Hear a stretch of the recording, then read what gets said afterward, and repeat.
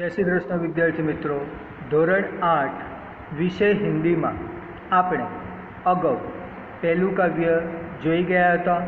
हवे प्रकरण 2 ईदगाह। विद्यार्थी मित्रों, प्रथम प्रकरण तेरी है जमी आप सौए तैयार कर्युं ज हशे। एना प्रश्नोना उत्तर पण लख्या हशे अने एनुं वांचन पण अवश्य कर्युं हशे। हवे आपणे प्रकरण 2 ईदगाह जोईशुं।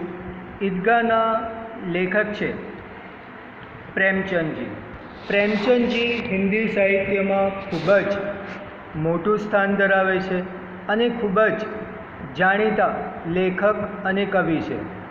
प्रेमचंद जी का जन्म सन 1880 में और निधन सन 1936 में हुआ। उपन्यास सम्राट प्रेमचंद का जन्म वाराणसी उत्तर प्रदेश के पास लम्ही नामक गांव में हुआ था। तो आ उपन्यास सम्राट प्रेमचंद नो जन्म वाराणसी जे उत्तर प्रदेश में आवेलू है एनी पासे लम्ही नामनु गाम है त्या थयो हतो। उनका बचपन का नाम धनपतराय था। तो मुंशी प्रेमचंदनु बाळपणनु नाम धनपतराय हतुं। आरंभ में वे नवाबराय उपनाम से उर्दू में लिखते थे। तो शुरुआत में तेओ नवाबराय उपनाम थी। उपनाम एटले पोतानु साचुं नाम नहीं पण अन्य नाम थी जे लेखन थाय ए उपनाम कहेवाय छे। तो प्रेमचंद जी प्रारंभ में नवाबराय उपनाम से उर्दू में लिखते थे। बाद में प्रेमचंद नाम से हिंदी में लिखने लगे। मैट्रिक उत्तीर्ण होते ही अध्यापक बने। तो मुंशी प्रेमचंद जी मैट्रिक थया पछी मैट्रिक कर्या पछी अध्यापक बन्या। किंतु गांधी जी के असहयोग आंदोलन में सक्रिय होने के लिए उन्होंने सरकारी नौकरी त्याग दी थी। गांधी जीए भारत देश की स्वतंत्रता माटे असहयोगनु आंदोलन शुरू कर्युं। आमां भाग लेवा माटे तेमणे पोते पोतानी सरकारी नौकरी छोड़ी दीधी हती। गोदान प्रेमचंद का सर्वश्रेष्ठ उपन्यास है। तो विद्यार्थी मित्रों, प्रेमचंद जी हिंदी साहित्य में खूब ज लोकप्रिय लेखक अने कवि हता अने एमां एमनी गोदान कृति सर्वश्रेष्ठ कृति हती। उनकी कहानियाँ मानसरोवर भाग 1 से 8 में संकलित है। साहित्य में प्रगतिवाद चेतना को उजागर करने के लिए जागरण तथा हंस पत्रिकाओं का संपादन किया था। तो एमनी वार्ताओं मानसरोवर भाग 1 થી 8 में संकलित करेली है। साहित्य क्षेत्र में प्रगतिवाद जागृत करवा माटे तेमणे जागरण अने हंस जेवी पत्रिकाओं संपादन पण कर्युं हतुं। प्रेमचंद की भाषा बोलचाल के निकट की है। तो प्रेमचंद जी जे भाषा पोतानी कृतियों में दर्शावता ए एमनी भाषा खूब ज सरलताथी समझी शकाय तेवी। जे रीते आपणे बोलचाल में भाषानो उपयोग करीए छे ए रीतनी ज भाषा एमनी जोवा मळी थी। ईदगाह प्रेमचंद की अमर कहानी है। तो ईदगाह प्रेमचंदनी खूब ज जाणीती लोकप्रिय अमर वार्ता है। कहानी का बाल नायक हामिद अपने दोस्तों के साथ ईदगाह जाता है। तो ईद के त्यौहार पर हामिद अपने दोस्तों के साथ ईदगाह जाता है। जब अन्य बच्चे खिलौने और मिठाई खरीदते हैं, हामिद अपनी बाल सहज इच्छाओं का दमन करके अपनी दादी अमीना के लिए चिमटा खरीदता है। चिमटा एटले के चीपियो। જ્યારે તેની દાદી અમીના રોટલી કરતી હોય છે એ સમયે ચીપિયા વગર તેના હાથ દજાતા હોય છે. હામિદને આ વાતની ખબર છે અને તેથી જ તેણે પોતે પોતાને મળેલ રૂપિયા જે વાપરવા માટે આપ્યા હતા એ ન વાપરતા પોતાની દાદી અમીના માટે તે ચીપિયો એટલે કે चिमटा खरीदता है. इसमें दादी के प्रति प्रेम तथा उपयोगी चीज़ खरीदने की विवेकपूर्ण बुद्धिमत्ता प्रकट होती है. तो हामिद बहुत ही अपनी दादी को प्रेम करता है, उनके प्रति प्रेम भाव और ममता दिखाता है और इसलिए हामिद उपयोगी चीज़ खरीदकर अपनी विवेकपूर्ण बुद्धिमत्ता प्रकट करता है. पाठकगण बालक हामिद के त्याग, सद्भाव और विवेक को देखकर भाव विभोर हो जाते हैं. तो इस कहानी में हमें हामिद का प्रेम, सद्भाव और विवेक देखने को मिलता है और सीखने को भी मिलता है, क्योंकि हमारे पास जो भी हमारे माँ बाप पैसे हमें देते हैं खर्च करने के लिए, तो हम उस पैसों से कुछ उपयोगी चीज़ें खरीदें तो वह अच्छा होता है, क्योंकि खिलौना या मिठाइयाँ ज़्यादा देर तक नहीं चलती. मिठाइयाँ खाकर दूसरे दिन हमें वह काम नहीं लगती है.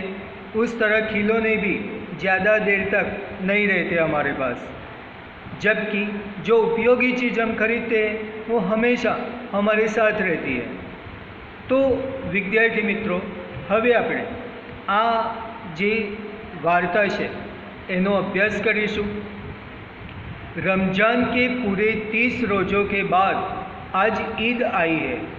तो रमज़ान महीना में 30 रोजाओं पछी आज ईद आई है.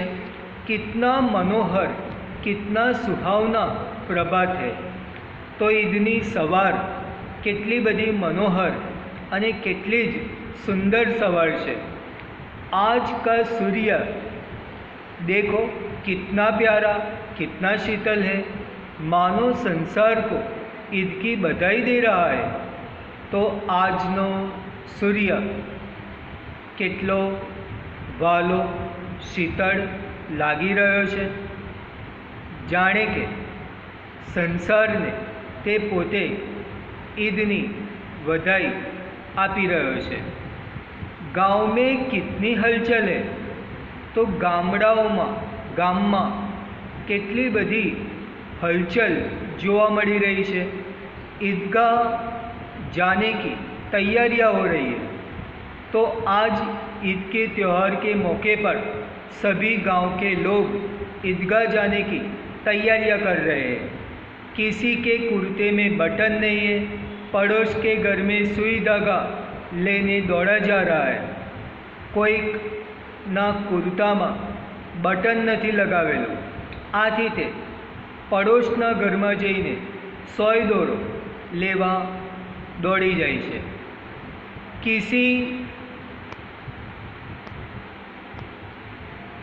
किसी के जूते कड़े हो गए तो केटलाकना बूट खूबज कड़क थई गया है.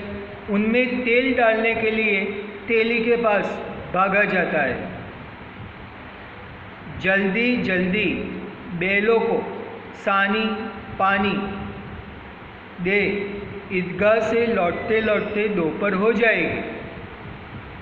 3 कोस का पैदल रास्ता, फिर सैकड़ों आदमियों से मिलना भेंटना, दोपहर के पहले लौटना असंभव है.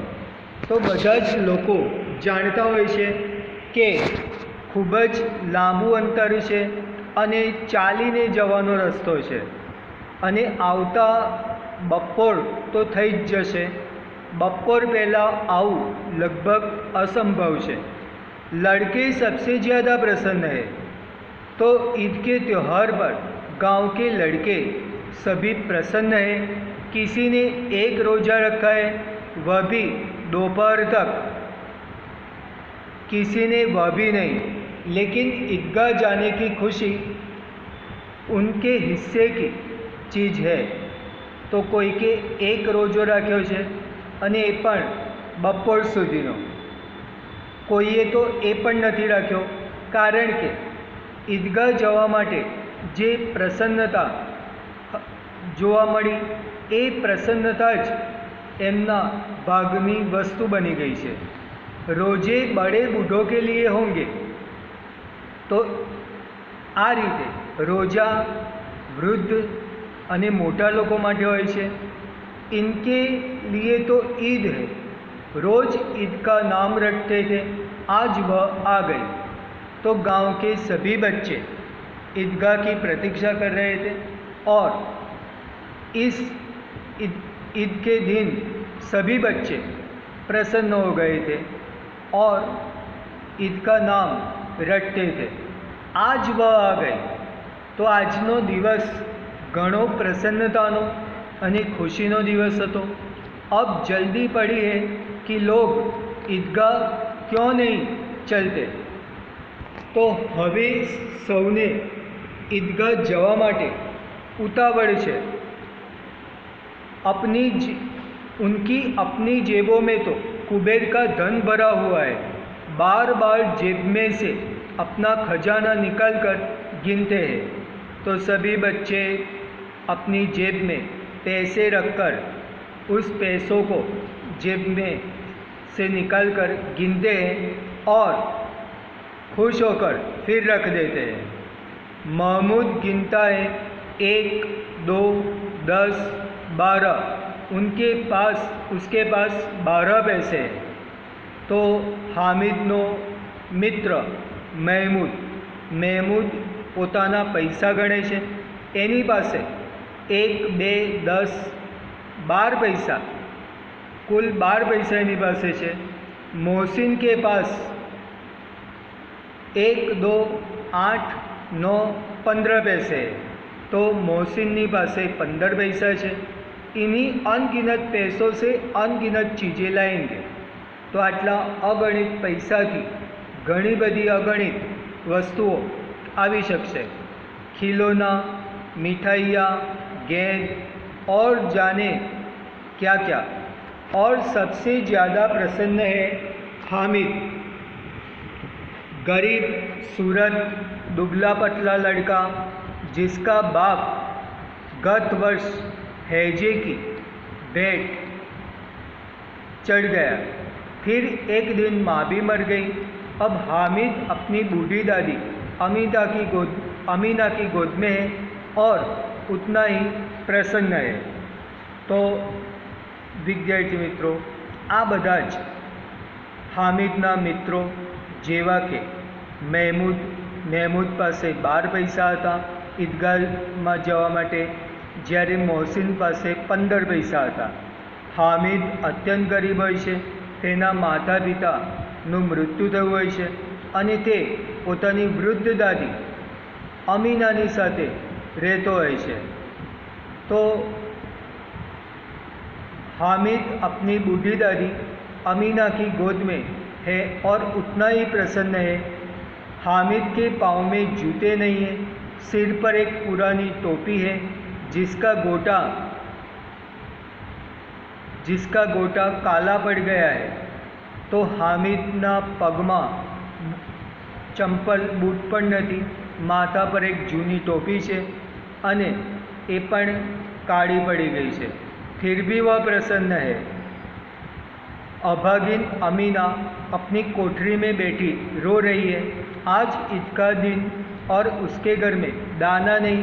इस अंधकार और निराशा में वह डूबी जा रही है। किसने बुलाया था इस निगोड़ी ईद को। तो विद्यार्थी मित्रों, आ रीते ईदगाह वार्तामां मुंशी प्रेमचंदजी जणाव्युं छे के हामिदना माता पिता मृत्यु पाम्या होय छे अने ते पोतानी दादी अमीना साथे રહેતો હોય છે। અમીના જ તેને ઉછેરીને મોટો કરે છે અને હામિદ પોતાના મિત્રો સાથે જ્યારે રોજા પૂર્ણ થાય છે અને ઈદ આવે છે ત્યારે ઈદગાહ જવા માટે તે પણ આતુર બન્યો છે, એ પણ ઉત્સાહમાં છે. હામિદના મિત્રો મહેમૂદ 12 પૈસા પોતાના ખિસ્સામાં લઈને ઈદગાહ જવા તૈયાર થયો છે. મોહસિન પાસે 15 પૈસા છે, જ્યારે હામિદ અત્યંત ગરીબ છે. હામિદ પોતે પોતાની દાદી સાથે ગરીબીમાં રહેતો હોય છે અને એની દાદી અમીના પણ તે ઈદના તહેવારમાં તે પોતે દુઃખી થઈ ગઈ છે. તેને વિચાર આવે છે કે અત્યારે ઈદના તહેવારમાં પોતે પોતાના બાળક હામિદને વધુ પૈસા આપી શકે તેમ નથી. આ રીતે અમીના દુઃખી થઈ ગઈ છે. આમ છતાં ઈદનો તહેવાર ગામના લોકો માટે ખૂબ જ આનંદનો અવસર લઈને આવ્યો છે અને સૌ કોઈ આ તહેવારમાં ઉત્સાહિત થઈને ઈદગાહ જવા માટે તૈયાર થયા છે. હામિદ પણ પોતાના મિત્રો સાથે ઈદગાહ જવા માટે તૈયાર થયો છે. તો વિદ્યાર્થી મિત્રો, હવે આ પ્રકરણ હવે પછી આપણે આગળ વધારીશું. ત્યાં સુધી તમારે આનું વાંચન કરતા રહેવાનું છે. આ પાઠ ખૂબ જ શાંતિથી એક વખત વાંચી લેવાનો છે, જેથી કરીને આપણે આગળ ઉપર એને સમજીએ તો સમજવા માટે આપણને સરળતા રહી શકે. તો આનું વાંચન કરી રાખશો. જય શ્રી કૃષ્ણ.